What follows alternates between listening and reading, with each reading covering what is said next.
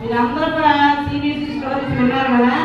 ఎవరన్నా ఒక లేచి ఒక స్టోరీ చెప్తారు నాకు. బిగినర్ కానీ, ప్రైమరీ కానీ, జూనియర్ కానీ, ఇంటర్మీడియట్ కానీ, ఎవరైనా నువ్వేం నేర్చుకున్నావు, ఏ స్టోరీ విన్నావు, నీకు ఏ స్టోరీ బాగా నచ్చింది?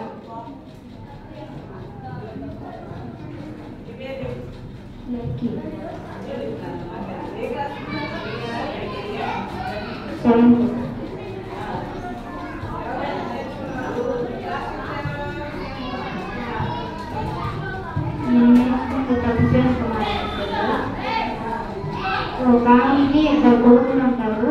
ఆ రెండో కొడుకు వచ్చి ఆ తండ్రిని ఆస్తి సగం వాటా ఇమ్మంటాడు. సరే అని ఇస్తాడు.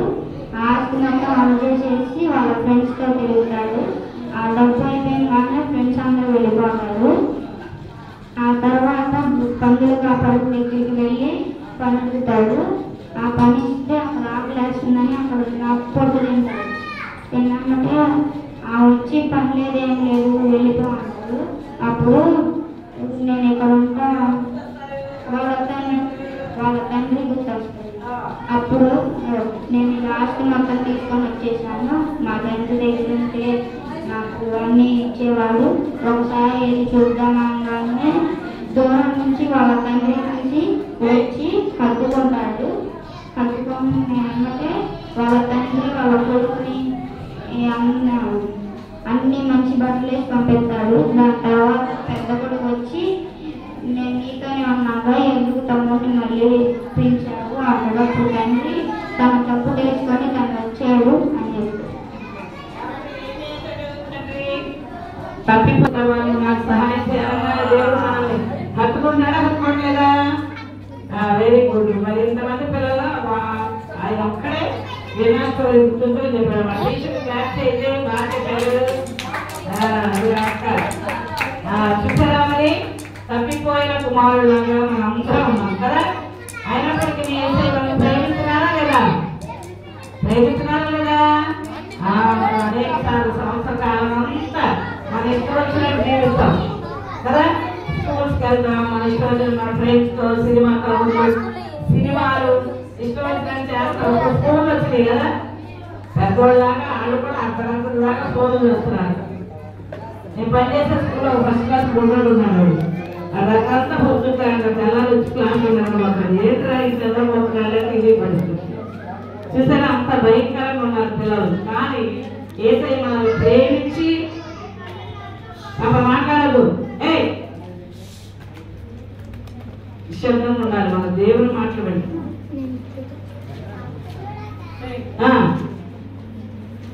నిశ్శబ్దంగా ఉండాలి.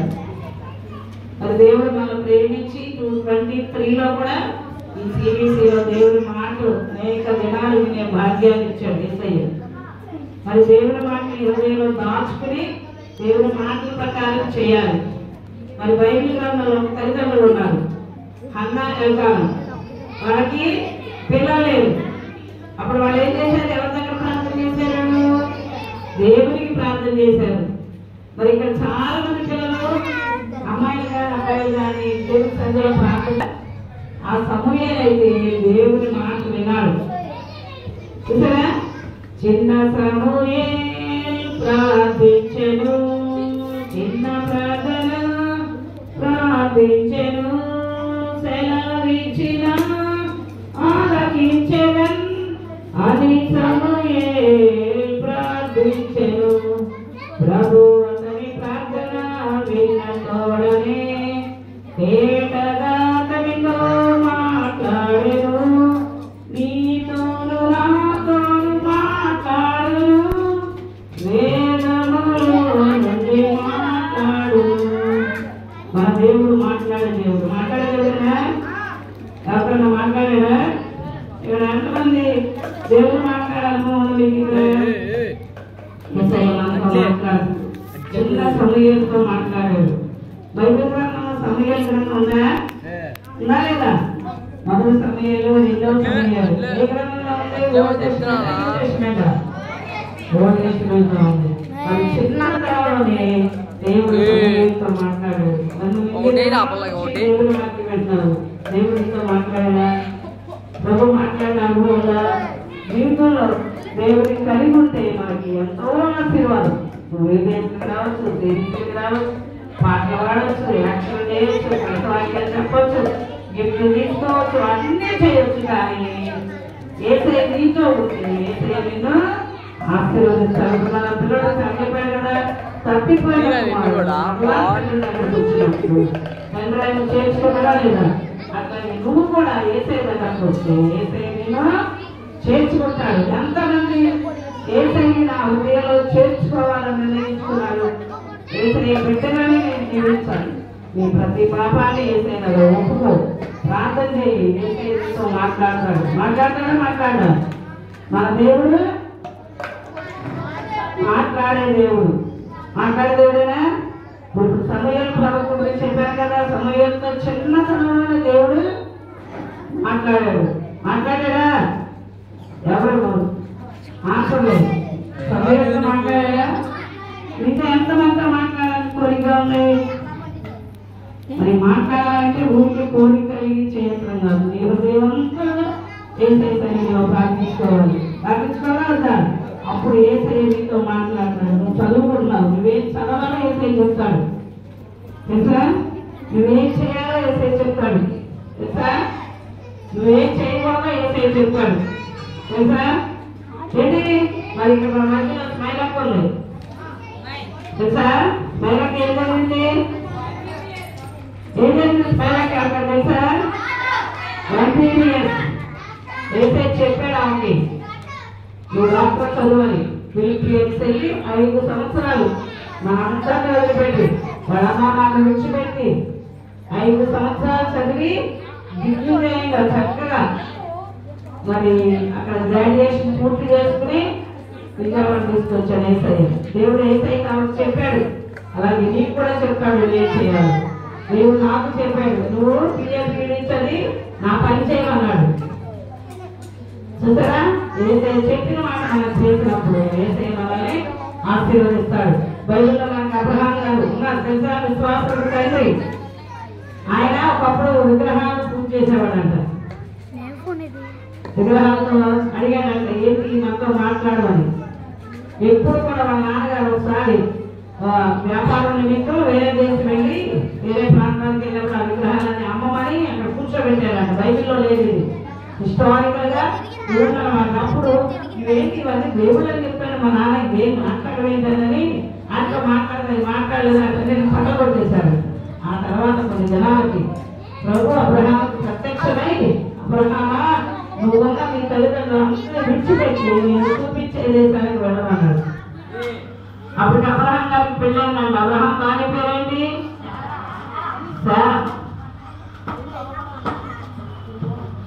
అప్పుడు ఆయన బాగా తీసుకుని వెళ్ళాడంటాము. మా అమ్మని మా నాన్న ఏంటి వదిలిపెట్టి నేను ఎక్కడ లేదు అనుకోను.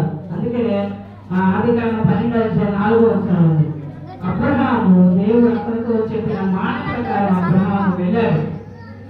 వెళ్ళినప్పుడు దేవుడు అబ్రహాముని ఆశీర్వదించాడు. తెలుసా? ఆయన ఇంట్లో ఎంతమంది పరివారం ఉన్నారా? ఎంతమంది పరివారం ఉన్నారు?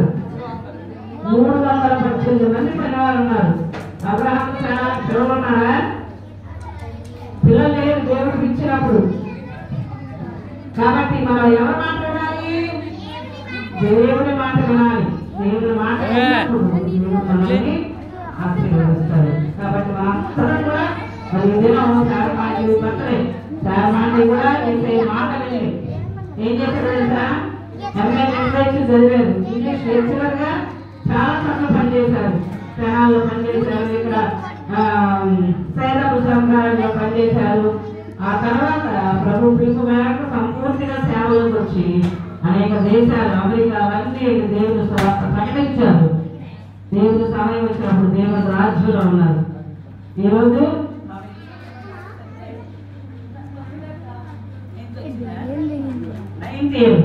చనిపోయినప్పుడు 62 కదా, అంటే 71 years ఆమె ప్రభు రాజ్యంలో ఉన్నారు. కానీ ఆమె జీవితాన్ని మనం జ్ఞాపకం చేసుకుంటున్నాం. ఎంతో ప్రార్థనాపడాలి. నేను ఎంతో నేర్చుకున్నాను. మొట్టమొదటి ప్రభు నన్ను రక్షించాను. సేవా జీవితంలో అన్ని విషయాలు మరి ఆవిడ నడిపించింది, ఆమె వెళ్ళిపోయింది. అయినా ప్రభు ఎందుకంటే ప్రభు మనతో ఉండాలి, మనకు మంచి మాటని మన ముందు ఉంచుతున్నాడు. కాబట్టి మరి ఈ సేవని మరి ఆపివేయకుండా నడిపించారు. మీరందరూ మరి సపోర్ట్ చేస్తున్నారు. దేవుని స్తోత్రం. మరి ఆమెను ప్రేమించి మరి ఆ ప్రేమ మరి దేవుని సన్నిధిలో దేవుని మాటలు చెప్పడానికి దేవుడు కూడా నాకు అవకాశాలు ప్రేమించాడు. దేవుని స్తోత్రం. ఇదంతా కూడా సత్యం. దేవుడు సత్యవంతుడు. మన దేవుడు మాట్లాడే దేవుడు. మన దేవుడు నేడు నిరంతరం ఏకరీతిగా ఉన్న దేవుడు. మనుషులు మాట్లాడు కానీ దేవుడు అందరూ కూడా మారడు. మారని దేవుడు మన దేవుడు. మన దేవుడు గొప్పవాడు, బలశాలి, శూరుడు. మన దేవుడు చేయలేని కార్యం ఏది కూడా లేదు. ఉందా? సేవ మాట లేదు కానీ ఇక్కడ సేవ దేవుడు నిలబెట్టాడు. ఆయన మనుషులు ఒక కాలం ఉంటారు, తర్వాత ఆయన కార్యాలు పెడతారు. ఆయన కార్యాలు మాత్రం దేవుడు ఎప్పుడు కూడా ఆఫ్ చేయలేడు, ఆఫ్ చేయరు. మనుషులు ఎవరు కూడా ఆఫ్ చేయలేరు. దేవుడు ఒక్కడే గొప్పవాడు. కాబట్టి మన అందరి హృదయాల్లో మరి ఎంతో కష్టపడి ఎంత ఎండైనా మీకోసం దేవుడు వాక్యం ప్రకటించారు. ఎంతో ఖర్చైనా సరే వీటన్నింటిని భరించాలి దేవుడు. మరి ఆయన బిడ్డ నిలబెట్టాడు. కాబట్టి దేవుడు మనందరినీ నియమించాలి. అంతేకాదు ముఖ్యంగా మీరందరూ కూడా ప్రభుత్వ హృదయంలో చేర్చుకుని ఆయన మాట్లాడే అనుభవంలో ఉన్నప్పుడు దేవుడు మనల్ని దీవిస్తాడు. కాబట్టి సేవని మనందరం కూడా దేవుడు దీవించినట్లు మనం కూడా సాధన. అందరూ మోకరించాలి, ప్రార్థన చేద్దాం. అందరూ మోకరించాలి.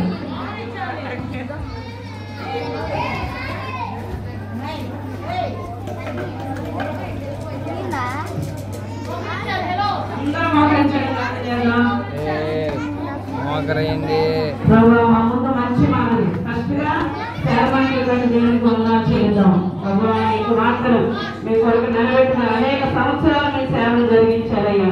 మీ బిడ్డను బట్టి ఇక్కడ సేవ నిలబెట్టాలని నువ్వు సహాయం చేశావు. మీకు వందనాలు వేసయ్యా. మా కొరకు ఈ మంచి ఏర్పాట్లు అనుగ్రహించావు. దయచేసి ప్రతి ఒక్కరు కూడా మోకరించి ఏసైకి వందనాలు చెల్లించాలి. ఎవరు మనం కూడా మోకరిస్తమే ప్రతి వారి మోకాలు యేసు నామమున వంగాలి. తప్ప మోకరించాలి. అందరూ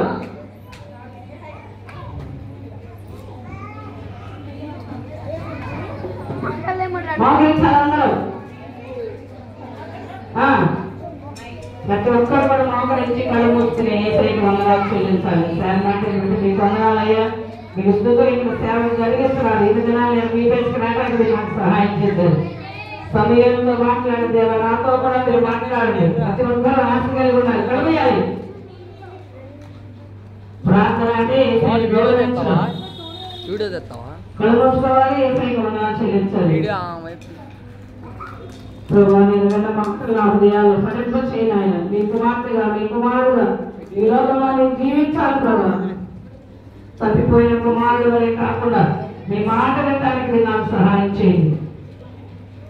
ప్రతి ఒక్కరూ ప్రార్థించుకోవాలి. చిన్న సమయంతో నువ్వు మాట్లాడే ప్రభు నాతో కూడా మీరు మాట్లాడండి.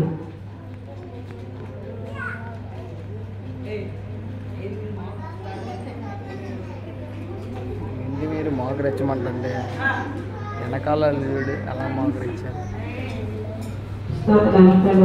పరిశుద్ధురాన్ని కొందనాన్ని బట్టి 2023 సంవత్సరంలో జూన్ మాసం 30 తారీఖు నుంచి ఆయన ఏ మాసం 30 తారీఖు నుంచి జూన్ మాసం 6వ తారీఖు వరకు కూడా ప్రభావ అన్నింటి కుమార్తెలు నిలబెట్టి సేవలు జరిగించాలి.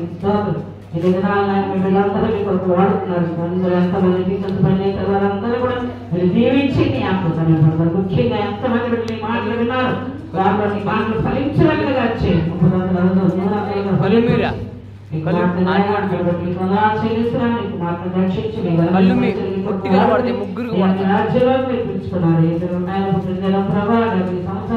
అయ్యా తండ్రి 71 సంవత్సరాలు వచ్చారు. జీవితకాలం అంతా కూడా అయ్యా మీ నా తల్లి పరిచయం చేయడానికి మీ నిలబెట్టండి. మహింపోతున్నాడు కొందనాలు చెల్లిస్తున్నాడు. మీకు స్తోత్రం రాబట్టుకుని మీ కొందనాలు మీ కొందనాలు ఇక్కడ సేవను ఫలింప చేయండి. నీకు వారిని శాంతి బట్టి మీ కొందనాలు కాలసాలంగా మీకు మంచి ఏర్పాట్లు మీరు దయచేసి మీ సేవ కొనసాగించబడుకుని నీకు దయచేసి సమయంలో నీ మాట మీరు జీవించడానికి సహాయం చేయండి.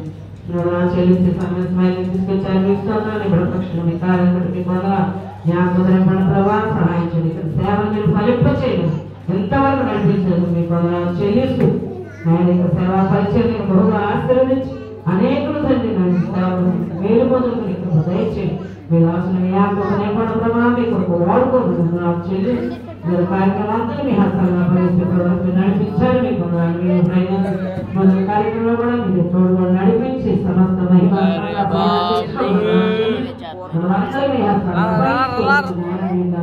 తండ్రి నేను ప్రేమించి నాకు ఇచ్చిన అవకాశం బట్టి మేము స్తుతిస్తూ సమస్త మహిమ ప్రభావం మీకే కలుగునట్లుగా సహాయం చేయమని ప్రతి కార్యక్రమాన్ని హస్తాలను పరిస్థితి ఎంతవరకు మీరు జరిగించిన కార్యక్రమాన్ని బట్టి మేము స్తుతిస్తూ ఏసు నామడుచున్నాము